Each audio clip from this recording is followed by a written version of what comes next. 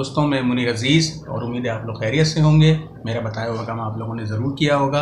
आप लोगों से एक रिक्वेस्ट है कि प्लीज़ अपने नए दोस्तों को लेकर आएँ, किसी का भला हो जाए, इससे अच्छी और क्या बात है। तो यही सोच के आप दूसरे लोगों को भी बताएं कि वो भी आएँ और इस प्लेटफॉर्म से सीखें। आप लोगों को कोई मसला आता है तो आप मुझसे कमेंट में ज़रूर पूछें। कमेंट में गुड, नाइस, इसके अलावा कोई प्रॉब्लम भी पूछा करें तो वो ज़रा अच्छा लगेगा। तो हम स्टार्ट करते हैं अपनी आज की क्लास। आज जो हम देखेंगे कि ये इंसर्ट, डिलीट, फॉर्मेट, ये क्या चीज़ें हैं। तो स्टार्ट करते हैं। सबसे पहले हम अगर इंसर्ट में आ जाएं तो यहाँ पे हम देखें, हमको नज़र आ रहा है insert cell, insert sheet rows, insert sheet column, insert sheet. ये क्या चीज़ें हैं? ये सिंपल कि अगर आपने कोई काम करना है, आप जैसे यहाँ से देखें, आप ये रोज़ आपको नज़र आ रही हैं, रोज़ 1 2 3 4 इस तरह से। तो लेट सपोज मुझे यहाँ पर 106 और 107 के दरमियान में अगर मुझे एक रॉ इंसर्ट करनी है, एक रॉ चाहिए, एक नया रिकॉर्ड चाहिए, तो उसके लिए सिंपल मैं क्या करूँगा कि रॉ पे आऊँगा, इसको सिलेक्ट करके इंसर्ट में आके मैं कहूँगा इंसर्ट शीट रॉ। तो यहाँ पे देखें कि आपको पूरी नज़र आ जाएगी। इसी तरीके से अगर आपको फिर कोई रिकॉर्ड डालना है, मिसाल के तौर पे आपने एक रिकॉर्ड डाल लिया, कुछ भी, अगर आपको कोई रॉ डिलीट करनी है तो सेम उसी तरीके से आप आएंगे, डिलीट में आके आप आएंगे डिलीट शीट रॉ। तो यहाँ से वो जो रॉ थी वो डिलीट हो जाएगी। कोई मुझे सेल इंसर्ट करना है बीच में, मिसाल के तौर पे मुझे यहाँ एक सेल इंसर्ट करना है, तो मैं यहाँ आऊँगा, आके कहूँगा इंसर्ट सेल। तो ये पूछेगा कि जो सेल हैं यहाँ पर, अगर जाहिर है एक सेल इंसर्ट होगा तो ये जो 36 जहाँ लिखा हुआ है ये भी कहीं ना कहीं तो शिफ्ट होगा या मूव होगा। तो उसके लिए मैं एक नज़र आपको दिखा देता हूँ, उसको मैं कैंसिल करता हूँ। अगर आप यहाँ बॉटम पे देखें तो बॉटम पे ज़रा इजी रहेगा, रीज़न कि आपको पता है कि आखिरी जो रिकॉर्ड है वो है 130 आमिर 10th, और उसके अलावा ये तमाम इसका डेटा। तो अगर मुझे यहाँ पे कोई सेल इंसर्ट करना है तो मैं यहाँ पर आता हूँ। अब जब मैं इंसर्ट में आके सेल पे क्लिक करूँगा तो जाहिर है ये 54 जो लिखा है इसको भी कहीं ना कहीं मूव होना चाहिए, या तो ये इधर जाए या ये इधर जाए या फिर ये नीचे की तरफ आए या कहीं पे भी आए। तो उसके लिए हमें सिंपल क्या करना होगा कि मैं इंसर्ट सेल पे जैसे ही क्लिक करूँगा तो ये पूछेगा कि जो शिफ्ट सेल्स डाउन, तो बाकी के जो सेल हैं वो शिफ्ट हो जाए डाउन की साइड पे। तो आप कहेंगे जी हाँ बिल्कुल। तो जैसे ही मैं इसको ओके करता हूँ तो आप यहाँ पे आके देखें कि ये जो 54 था ये नीचे आ गया है, और जितने भी थे तरतीब में एक एक करके नीचे आ गए, और यहाँ पर मेरे पास एक नया सेल इंसर्ट हो गया है। मैं यहाँ से आके इसको अंडू करता हूँ वापस। इसी तरीके से अगर मैं 54, 36, 78, 89, ये याद रखिएगा 4, मैं फिर 54 पे आ जाता हूँ। अगर मैं इंसर्ट में आके कहता हूँ इंसर्ट सेल, अब ये कहता है शिफ्ट सेल्स राइट, तो ये यहाँ से ये 54 इधर आ जाएगा, 55 इधर आ जाएगा, 43 इधर आ जाएगा, 45 जो है वो इधर आ जाएगा। ये तमाम सेल एक एक करके शिफ्ट हो जाएंगे आगे। ये देखिए, अगर आपने इस तरीके से अगर आप कोई सेल इंसर्ट करेंगे तो या तो आप उसको शिफ्ट करेंगे राइट पे या आप उसको करेंगे डाउन पे। तो ये चीज़ ध्यान में रखिएगा। मैं अंडू करता हूँ।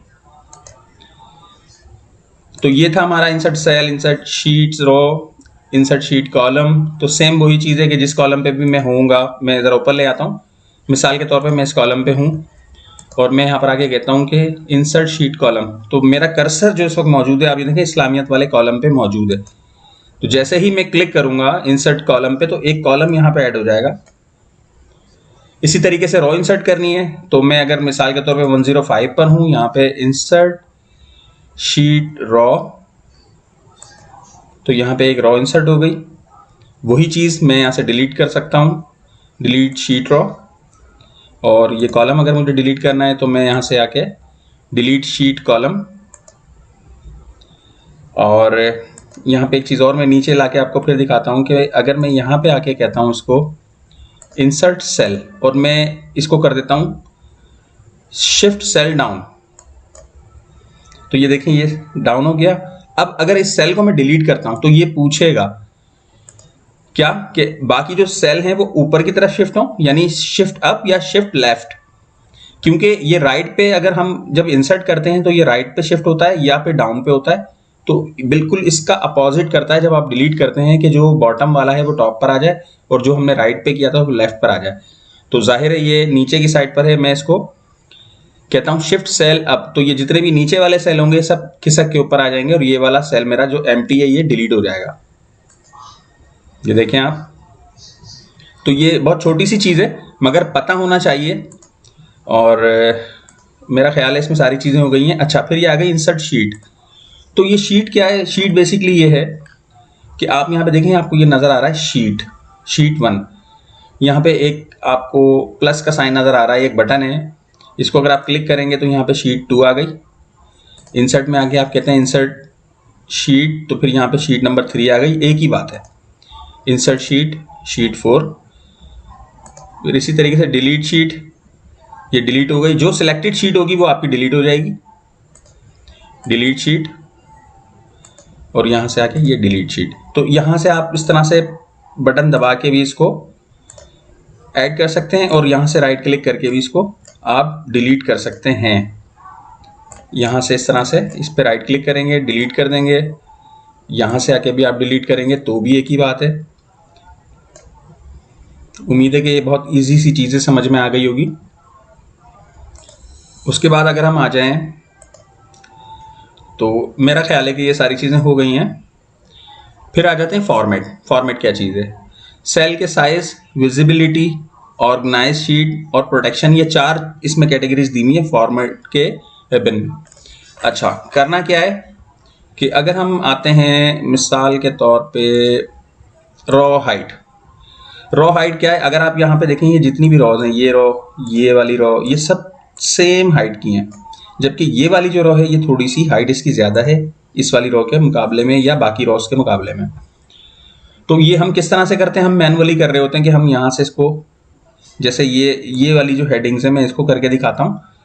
मैं यहाँ पर आऊँगा, यहाँ पे एरो देखें आप, नज़र आ रहा है मेरा कर्सर जो है वो एरो चेंज कर रहा है। मैं इसको अगर नीचे करता हूँ तो देखें लिखा हुआ भी आ रहा है। मैंने इस वक्त माउस पे लेफ्ट क्लिक करके और होल्ड किया हुआ है, यानी मैंने क्लिक छोड़ा नहीं है, दबा के रखा हुआ है।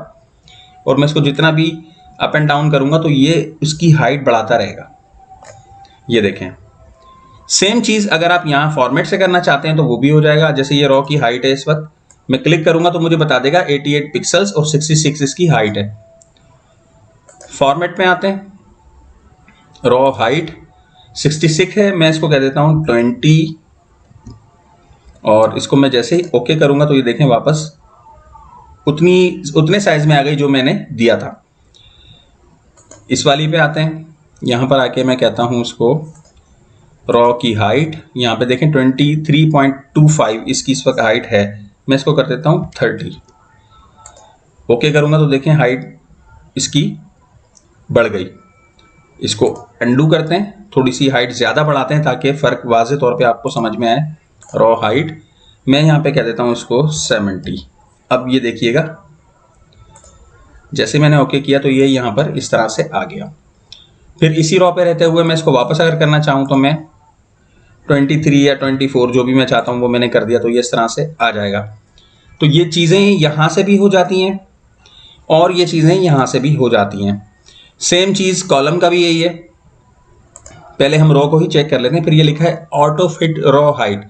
ये क्या चीज़ है कि मिसाल के तौर पे मैंने इस रॉ की हाइट को इतना कर दिया, अब मैं चाहता हूँ कि ये जितना बड़ा टेक्स्ट है उस हिसाब से खुद ब खुद एडजस्ट कर ले। तो मैं आऊँगा यहाँ पर अपने कर्सर को लेके, और जब कर्सर मेरा यहाँ आ जाएगा तो सिर्फ मैं यहाँ पर आके डबल क्लिक करूँगा तो ये ऑटोमेटिकली एडजस्ट कर लेगा। जितना भी इसमें टेक्स्ट होगा उसके अकॉर्डिंगली ये हाइट को एडजस्ट कर लेगा। सेम चीज़ हम पहले भी शायद कर चुके हैं ये, मगर आज का चूँकि टॉपिक यही है तो इसलिए मैं आपको बता रहा हूँ। सेम चीज़ अगर